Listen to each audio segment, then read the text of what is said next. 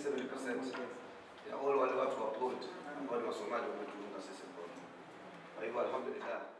kulankani oo ka dhacay hotel ku yaala xeebta magaalada Mombasa ayaa ganacsatada Soomaalida ee magaalada Mombasa waxay ku taageereen Xasan Cumar Saray oo u tartamaya xilka barasaabnimada ismaamul goboleedka Mombasa kuna tartamaya xisbiga UDA iyagoo kulankooda diiradda ay ku saareen haddii uu xilka barasaabnimada ismaamul goboleedka Mombasa ku guuleysto sida uu qaban lahaa cabashooyinka iyo waxyaabaha ay tabanayaan ganacsatada Soomaalida ee ku nool magaalada Mombasa. Yote ya Wasomali, jamii wa Kushite na jamii yote ya Mombasa kujitokeza kupiga kura na kunipigia kura kama governor na deputy wangu Salina Maitha katika hii tarehe 29 Monday tulete ukombozi ndani ya Mombasa yetu.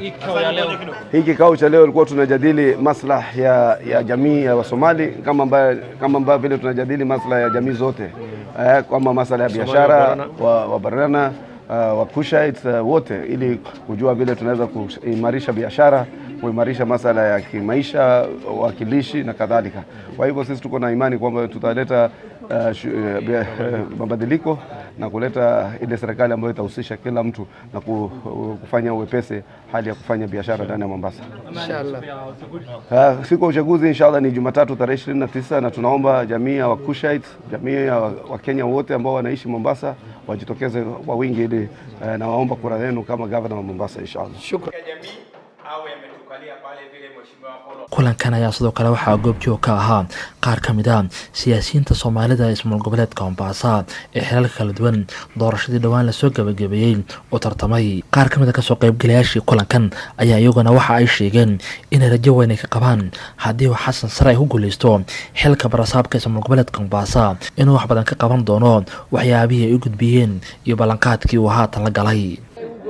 maanta waxaan la kulannay odayaasha Soomaali iyo Booranta oo Xasan Saray aan la kulannay inaan codkanaga kulli isaga aan siino oo dantanada aan ka fikirno annaka Soomaali magaaladan bixiraan ku haysanaa bixiradanadana dawladdii hore oo Joho aad ay noogu dhigtay.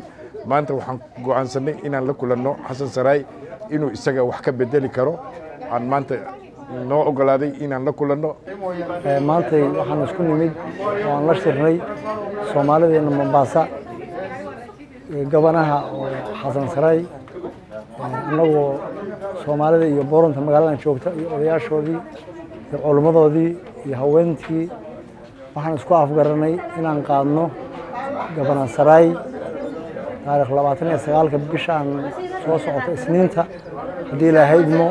waxaan ugu baaqaynaa ummadda Soomaalida oo magaalada Mombasa ku nool inay soo baxaan oo kuraha u ridaan Xasan Saray waan qaadnay haddaan nahay Soomaalida Mombasa meel looga harayna ma jiraan. hawshu waa saas kurana hal rido insha Allah. Shukran. Assalaamu alaykum wa rahmatullahi wa barakatuh. Saan iimaan waliyaada. dhowkii badan oo Soomaali magaalo ka haysto markay guri dhisayeen guriga maxaan ku dhahay approvalka iyo flatka laaqana dhankii oo sharcigana waxaan ku dhahay vetina la gelina dhankii passport waan u dhiba bas certificate saas waa dhankii shaqana waxaan ku dhahay dhankii bixisharo dadka markii joogaan ama magaalo meesha geeska joogaan oo bixishara gaajinayn kullu waxaan ku dhahay cunqoteena la saare waana la dhiba. marka Saray marka soo galo waxaan ku heshiinay inta Soomaali oo la shaqeeyo wixii shaqo soo baxo ilmihi Soomaali gacan qabto dadkii oo taageersan xisbiga UDA ani oo kala UDA bilaaway ilaa hadda waan ku jiraa inkastoo aan independent aade laakiin waan wada shaqeynayna. gabanagaydu waa Xasan Cumar Saray. marka waxaan meeshaan ka rajeynaynaa insha Allah dawladdan cusubnadaan dhisno intaan boqolkiiba insha Allah aan taageero aan wax ka helo bir because meesha waxa fiican meel oo dantaada ku jirto meel oo wax lagu ogol yahay meel oo maarta lagu yaro at least lagu oo ixtiraam lagu sii oo lagu soo dhawaaw laakiin meel laga soo dhawaana daadi ku arad qofku garna ma jirto. marka Soomaalida magaaladan joogo waxaan dhaa walaalayaal idinka ay maqlaysiin kurihiini ninkan oo walaalkeena Xasan Cumar Xasan oo taar 29 kurihiini si insha Allah annagana waxaan rajeynaynaa insha Allah intaas aad gacan qabto intaas shaqana siiyo intaas wax walba noo qabto albaabkiisa daan qaraan wax ma kawaynin ani Ibrahim ahaan MCA torno kan ka istaagay wixii aan u istaagana waxaan ku dhahay intaan Soomaali maartay aan wax aan u soo gooyo aan Soomaali u tateeyo. marka waxaan idinka codsanaa insha Allah idinka oo maartay magaaladan joogtiin kurihiini salaadi mapema soo baxa marka maxaan ku dhahay Xasan Cumar Saray asa gabana aan u dhisno iyo Salina Maitha shukran jazakallah thank you very much. Assalaamu calaykum waraxmatullaahi wabarakaatu. Magacayga waxaa la yidhaha Maxamed Aadan oo ku magac dheer Maxamed Yare, waa chief agent Xuseen Imaan Toronookaan ahaa. nimankan ODM maalintii duulinimadii Soomaali u geysteen waa loo jeeday, codkeena sida u galeen waa loo jeeday, falxumada ay sameeyeen waa loo jeeday. maanta Saraay oo wiilkeena aan taageernay, gabar Soomaaliyeed buuna qabaa. Soomaalidana waxaa lagu yaqaanaa ninkii gabar ka qaba inay garab galaan, inaan Soomaali oo dhan soo baxnaa la rabaa. aniga waa banaanka is soo dhignay, Soomaalida kale oo xaska ku jirtana banaanka is soo dhigto. wax laga cabsanayo ma jirto, nin ka adag meesha ma jiro, nin walba xaniyihiisa korkooda Mombasa ku jooga. marka waxaa la rabaa Soomaalida oo dhan inay soo baxdo oo Saraay maanta la garab galo. community-yaashii ummadihii kale oo dhan oo Mombasa ku noolaa dhow isku raaceen in Saraay la doorto. annaga Soomaali ana waxaa la rabaa kulli inaan ka sinnaano, inaan Saraay dooranno, kuuraheennana Saraay siinno. waana nin gabar naga qaba, wax walbana wuu noo ogol yahay. isbeddel 100% baan ka rajaynaynaa, maxaa yeelay Joho government waa ku dulmannahay. 2013 siyaasad isku riixnay, 17 isku riixnay, 2022 isku riixnay.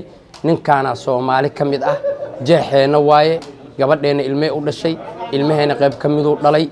waxaan rabnaa marka safarkan inaan isu soo saarno isbeddel rasmi ah 100% aan ka rajaynaynaa. wuxuuna noo ballan qaaday dhalinyarada wax baratay oo dhan inuu shaqo noo siinayo insha Allah biidhnilaahi kariim. waana mahadsantiin. kulankan ayaa wuxuu qayb ka ahaa kulamo kala gedisan oo la qaadanayay qowmiyadaha kala gedisan ee ismaamul goboleedka Mombasa ku nool. Maxamed Cabdi Bowtaan, warbaahinta Star, magaalada Mombasa.